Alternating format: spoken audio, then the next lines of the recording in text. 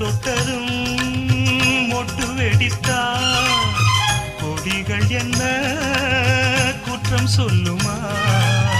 கொல்லை துளசி எல்லை கடந்தா வேதம் சொன்ன சட்டங்கள் விட்டு விடுமா?